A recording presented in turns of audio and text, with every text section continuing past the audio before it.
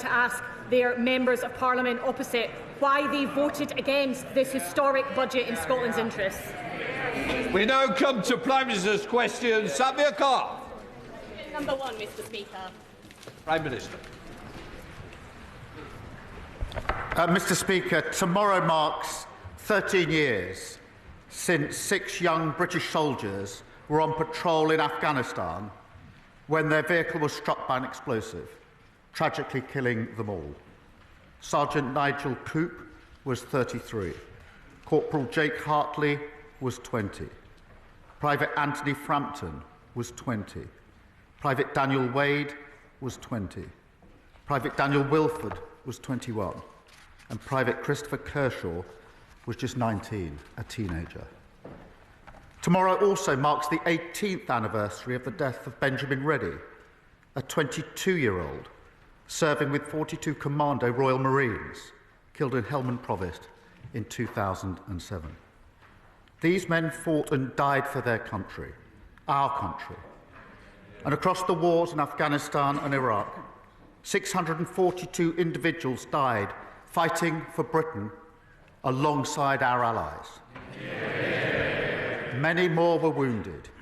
We will never forget their bravery and their sacrifice. And I know the whole House will join in me in remembering them and all those who serve our country.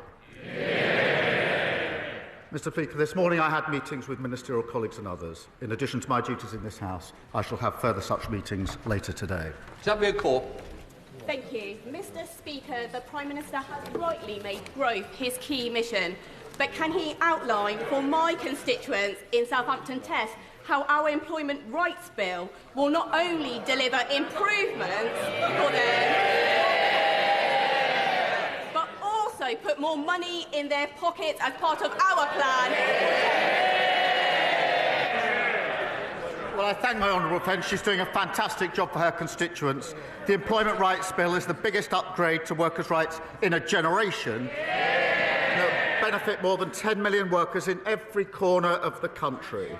It will tackle low pay, poor conditions and poor job security that hold our country back. It is pro-worker, pro-business and pro-growth. We now come to the Leader of the Opposition, Kemi Badenoch. Thank you, Mr. Speaker. Divisions between Ukraine and the US only serve Vladimir Putin. President Zelensky is right to try and rebuild his relationship with President Trump. He is keeping a cool head under very difficult circumstances. And I was glad to see President Trump receive his letter positively. What is the Prime Minister doing to help rebuild their relationship after a challenging week? Minister. Well, she's absolutely right that we need to do everything we can to ensure that the US, Europe and Ukraine are working together on lasting peace. And I'm doing everything I can to play my part in that, in regular contact with all of the key players at the moment, including talking to President Zelensky yesterday afternoon. Mr. Speaker, I thank the Prime Minister for that answer. All of us in this House know that the British Armed Forces are a huge source of pride to our country. They put themselves in harm's way to defend our values. As the opposition, we support efforts to resolve this conflict, but we cannot write a blank cheque. If British peacekeeping troops in Ukraine were attacked, whether directly or via proxies, we could be drawn into conflict with Russia. Can the Prime Minister reassure all those who are concerned about the UK being drawn into war? Minister. Yes, that's the last thing anybody wants to see. And the whole point of ensuring that there's a lasting peace and that any deal, if there's a deal, is defended, is to avoid conflict, to ensure that we do have peace. The way to ensure we have peace is to ensure there are guarantees for any deal that is in place, because the surest risk that there will be conflict is if Putin thinks that he can breach any deal that may be arrived at.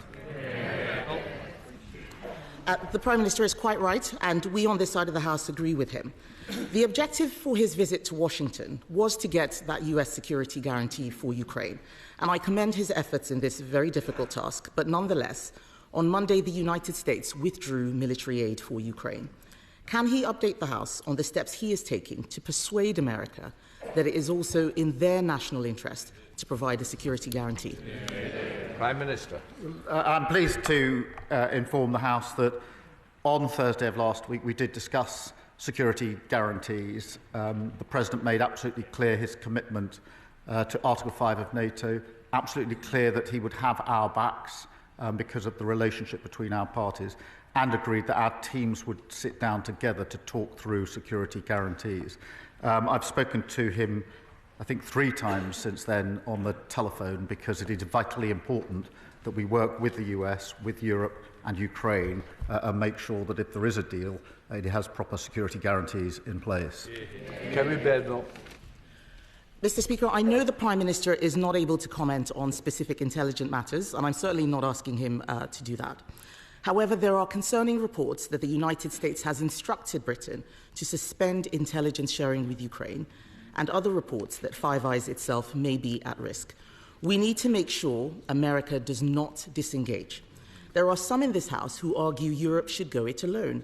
But does he agree with me that without this country's greatest ally, any peace agreement would place a terrible burden on Britain and our taxpayers? Prime Minister. Well, I do agree with her wholeheartedly, and that's why in the debate we had just 2 days ago, I've always been clear that we need to ensure that the US, the UK, Europe and Ukraine are working together, but we must not choose between the US and Europe. We never have historically, and we're not going to do so now. Thank you, Mr. Speaker. I thank the Prime Minister for his comments on that. He will know that it is not just the security situation that worries people. They are also concerned about trade wars and the economic impact of tariffs like those levelled on Canada and Mexico yesterday. The best way to avoid America putting tariffs on Britain is to reach agreement on a US trade deal. Following the Prime Minister's trip to Washington, have talks on a UK-US trade deal begun? Prime Minister. Well, I was pleased in the meeting I had last week that we did discuss an economic deal and agreed that our teams would indeed sit down rapidly to talk through an economic deal, and that is what they're doing, because, as she rightly says, that is far better than getting drawn into conflict in relation to tariffs. Thank you, Mr. Speaker. I'm glad the Prime Minister has confirmed that those talks have started. People across our country are worried. They're worried about national security. They're worried about whether we can equip our military fast enough. They are worried about whether we will deploy troops in Ukraine and whether we will be able to keep the peace. They are also worried about our economic security. Can we afford all this? The world is changing fast, and we need an entirely new approach to our economy and our energy security. The budget last year halted growth with higher taxes and higher borrowing. Yesterday, farmers were protesting in Whitehall again. People are hurting. Will he now change course so we can have the economic security we know we need for our national security? Prime Minister. We were doing so well.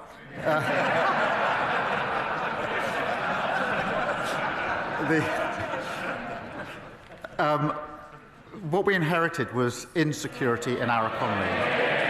We inherited a 22 billion black hole, and we have now turned that around. We've got the highest investment coming into our economy. We've got wages higher than prices. We've got 3 times interest rates have been cut. That's the difference between stability with Labour and instability with the party opposite. Thank you, Mr. Speaker. I commend the Prime Minister for his decisive leadership that he has shown in Europe and at home to bolster our collective security. The £13.4 billion increase in defence spending has been very much welcomed in my constituency of Stevenage. Can the Prime Minister outline how that increase in defence spending will boost jobs and growth in places like Stevenage, and would he like to join me in visiting some of those businesses? Prime Minister. Well, I thank him for his question. Our plan for change is built on national security, and that has to go hand in hand with economic security. And as we're returning to 2.5% for the first time since a Labour government, that investment must mean UK skills, UK jobs and UK apprenticeships. And I was very pleased that on Monday we were able to announce a new hub, a new spending targets to help 12,000 SMEs access the supply chain, which will boost economic growth, and that will be really important in so many constituencies. And of course, I'll consider his invitation. Leader of the Liberal Democrats, Sir Ed Davey. Mr. Speaker, yesterday I visited Kingston's Army Reserve Centre, met members of the Royal Army Medical Service who'd served in Iraq and Afghanistan very bravely. So can I associate myself with the Prime Minister's initial remarks? On Monday, the Prime Minister rightly said a minerals deal only was not a sufficient security guarantee for Ukraine.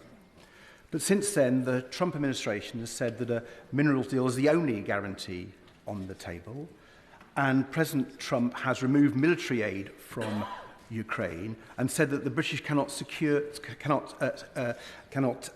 share American intelligence with Kyiv. Both those decisions mean more brave Ukrainians will die and further embolden Vladimir Putin. So can the Prime Minister tell the House, does he still believe that President Trump is a reliable ally? And if Ukraine does not get a sufficient security guarantee from this White House, what is the Prime Minister's plan B? Prime Minister. Well, Mr. Speaker, look, we work very closely with the United States on defence, on security and on intelligence. We have done for many, many years. We're intertwined, and of course they're a reliable ally. We are operating on that basis day in, day out across the world, as he knows. In relation to the situation as it develops, obviously our main focus, our only focus, is on a lasting peace in Ukraine. There are many moving parts, there are many discussions to be had, but what I'm doing is staying focused on what I think is the single most important outcome, which is a lasting peace in Ukraine, which is good for Ukraine, for Europe, and of course essential for the United Kingdom. Sir Ed Davey. The Prime Minister knows we all support him in that effort. But can I take him back to President Trump's reliability? 4 British women have accused Andrew Tate of rape and human trafficking, and British police have issued arrest warrants. The Tates have tried to escape justice, first to Romania, now to the United States, but I'm delighted that Florida has thankfully opened a criminal investigation. But does the Prime Minister agree that people who are wanted by British police of such appalling crimes should stand trial in our country? And given his assessment that President Trump really is a reliable ally, will his government request an urgent extradition of the Tate brothers? Prime Minister.